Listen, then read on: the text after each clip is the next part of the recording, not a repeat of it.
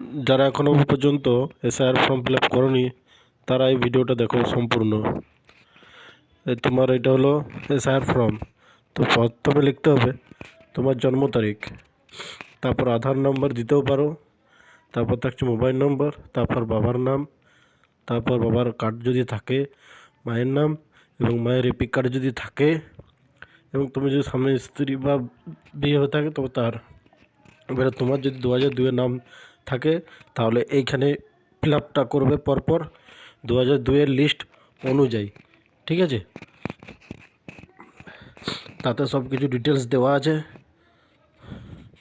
বিধানসভা ক্ষেত্রের নম্বর, অংশ নম্বর, ক্রমিক সংখ্যা সব করতে হবে। আর যদি তোমার নাম না থাকে তাহলে এই বাঁ দিকে করার দরকার নেই।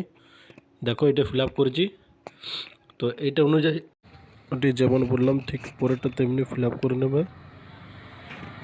তারপরে 2002-এ তোমার যে মায়ের নাম বা বাবার নাম আছে সেইটি ভালো করে ফিল আপ করে দেবে 2002-এর লিস্ট অনুযায়ী।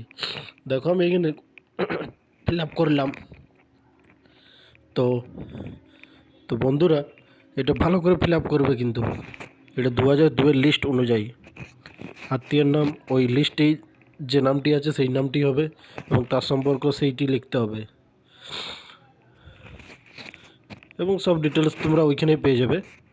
বিধানসভা ক্ষেত্রের নম্বর, অংশ নম্বর সব পেয়ে যাবে। আর এটি হয়ে গেলে সম্পূর্ণ একটি ছবি, রিসেন্ট তোলা ছবি উপরে দিয়ে দেবে, এবং এখানে নিচে একটা সই করে দেবে তোমার।